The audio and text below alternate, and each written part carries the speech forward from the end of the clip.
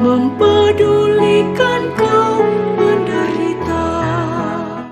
Para sahabat Monsinyur Gabriel Manek SVD yang dikasihi Tuhan, kita terus saling meneguhkan dalam iman sambil meneladani Monsinyur Gabriel Manek SVD sebagai seorang uskup yang sederhana dan rendah hati.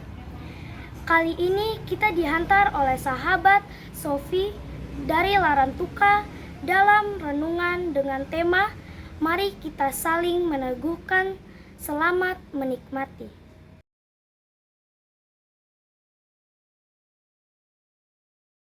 Inilah Injil suci menurut Matius. Dimuliakanlah Tuhan. Sekali peristiwa, Yesus bersabda kepada murid-muridnya, "Apabila saudaramu berbuat dosa, tegurlah dia di bawah 4 mata. Jika ia mendengarkan nasihatmu, engkau telah mendapatnya kembali. Jika ia tidak mendengarkan dikau, bawalah seorang atau 2 orang lain, supaya atas keterangan 2 atau 3 orang saksi, perkara itu tidak disangsikan. Jika ia mau mendengar mereka, sampaikanlah soalnya kepada jemaat. Dan jika ia tidak mau juga mendengarkan jemaat, pandanglah dia sebagai orang yang tidak mengenal Allah atau seorang pemungut cukai. Aku berkata kepadamu, sungguh, apa yang kalian ikat di dunia ini akan terikat di surga, dan apa yang kalian lepaskan di dunia ini akan terlepas di surga. Dan lagi, aku berkata kepadamu, jika 2 orang di antaramu di dunia ini sepakat meminta apapun, permintaan mereka itu akan dikabulkan oleh Bapa-Ku di surga. Sebab di mana ada 2 atau 3 orang berkumpul demi nama-Ku, Aku hadir di tengah-tengah mereka." Demikianlah sabda Tuhan, terpujilah Kristus.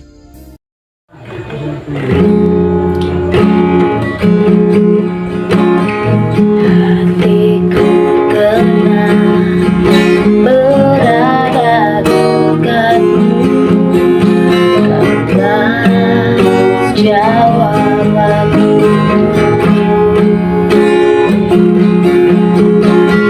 Hatiku kena berada dekatmu, kau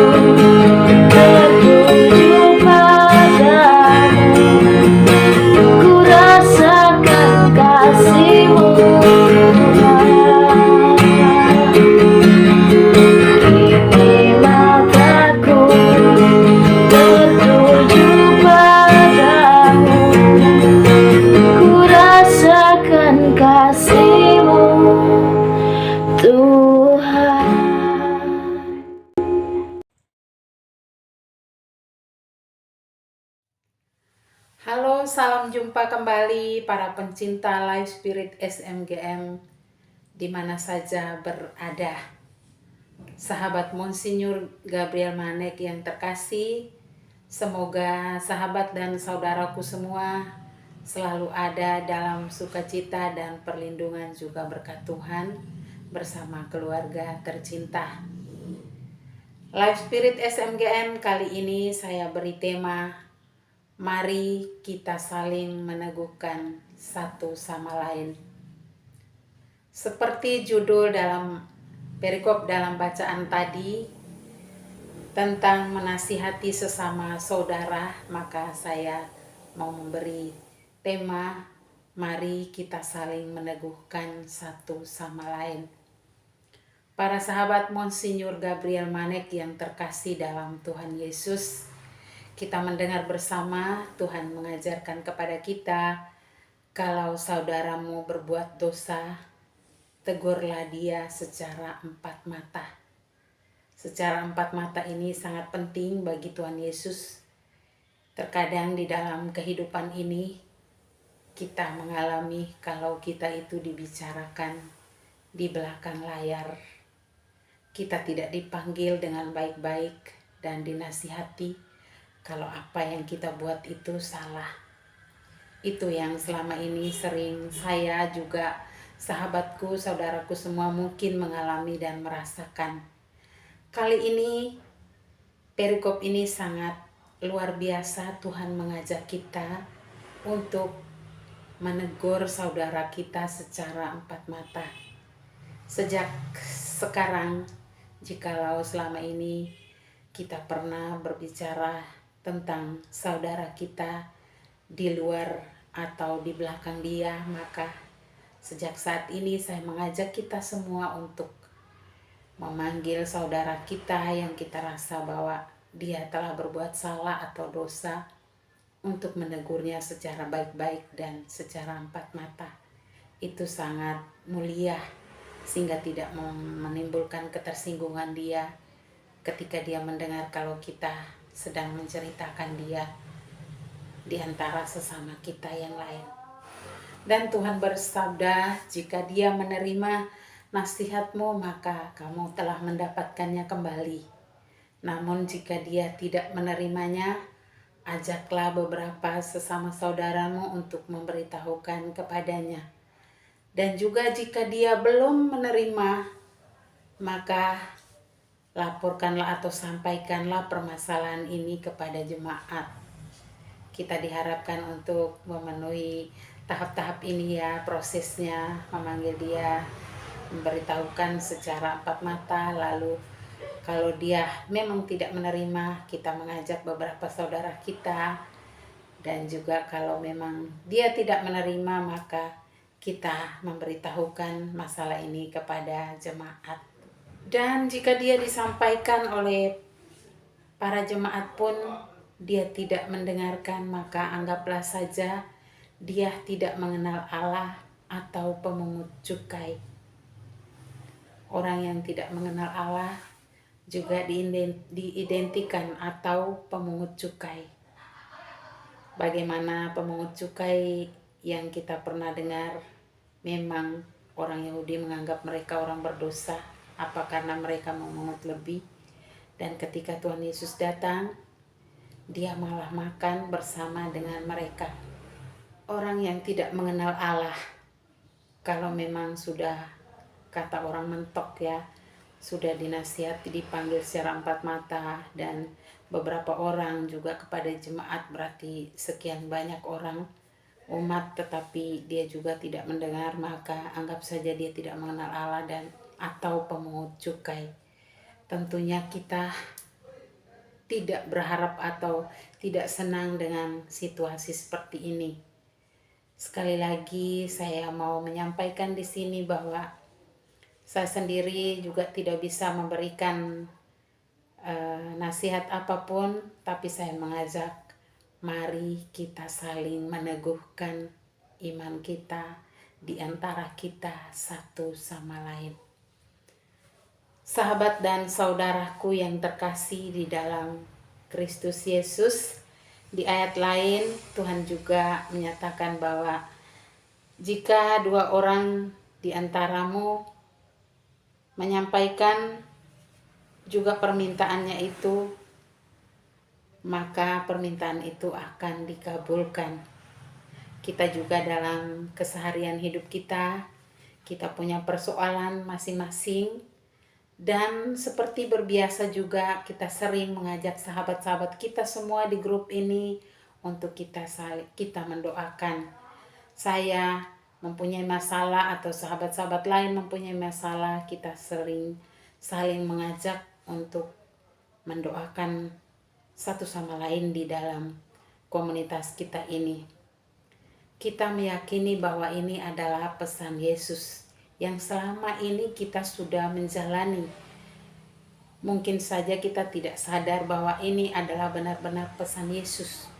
Ketika kita mempunyai masalah, saudara kita mempunyai masalah, kita boleh mengajak saudara-saudara kita untuk berdoa dan meminta kepada Tuhan Yesus. Kita yakin bahwa di dalam 2 atau 3 orang dan bahkan lebih, permasalahan itu, pergumulan kita itu akan didengar Tuhan dan dikabulkan. Ini janji Tuhan Yesus. Mari jangan sia-siakan sahabat dan saudaraku semua. Jika mempunyai masalah, mari sharingkan ke grup. Mari kita bersama-sama, kami semua sahabatmu, buka tangan, buka hati untuk berdoa bersama. Kita yakin dan percaya bahwa Tuhan telah bersabda, jika di antara kita saling mengajak untuk berdoa, memecahkan satu masalah, kita yakin dan percaya doa kita itu dikabulkan. Sahabat dan saudaraku semua yang terkasih dalam Tuhan Yesus, di ayat lain Tuhan juga menyatakan bahwa jika di antara kamu 2 atau 3 orang berkumpul di dalam namaku, aku ada di antara mereka. Ini juga sahabat dan saudaraku, kita sering melakukannya. Kita melakukan konsel bersama, berdoa bersama, belajar bersama, dan masih banyak hal kita ada di dalam satu situasi bersama. Dan di situ juga kita berbicara tentang firman Tuhan, berbicara tentang Tuhan, berbicara tentang orang-orang yang hidupnya suci di hadapan Tuhan. Bapak kekasih kita, Bapak Monsinyur Gabriel Manek umpama, dan kita yakin, kita percaya bahwa dalam komunitas kita ini, dalam ada bersama, dalam kegiatan-kegiatan bersama, Tuhan hadir, ada bersama, dekat dengan kita. Dan yang terakhir, Tuhan juga bersabda, apa yang kamu ikat di dunia ini akan terikat di surga, dan apa yang kamu lepas di dunia ini akan terlepas di surga. Sahabat dan saudaraku yang terkasih dalam Tuhan Yesus, ini sungguh ayat emas yang menurut saya, semoga sama dengan sahabat dan saudaraku semua, kita tidak boleh mendendam atau membenci seseorang sampai maut memisahkan.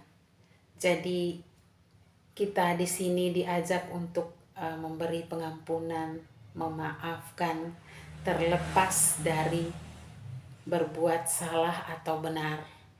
Di antara 2 orang atau beberapa orang atau beberapa kelompok berseteru, berarti masing-masing pasti merasa benar. Dan di dalam kita merasa benar ini, terlepas dari kita merasa kita benar, kita harus bisa memberi maaf dan meminta maaf. Meminta maaf atau memberi maaf terlepas dari kita berbuat benar atau berbuat salah. Sahabat dan saudaraku semua, ini memang berat, tetapi kita dituntut untuk meminta maaf dan memberi maaf terlepas dari kita berbuat benar atau berbuat salah, berkata benar atau berkata salah. Kita wajib meminta maaf dan memberi maaf. Ini satu nilai plus dari Tuhan yang menyatakan bahwa jika apa yang kamu ikat di dunia ini akan terikat di surga, apa yang kamu lepas di dunia ini akan terlepas di surga. Saya mengajak kita semua untuk tidak mengikat apapun dengan sumpah atau janji apapun, tetapi kita memberi maaf, melepaskan dan mengikhlaskan segala peristiwa yang terjadi dalam hidup kita, baik itu menyenangkan dan terlebih itu menyakitkan. Kita harus mengikhlaskan, meminta maaf dan memberi maaf. Demikian sahabat dan saudaraku semua, ini renungan singkat dari saya. Semoga berarti bagimu semua.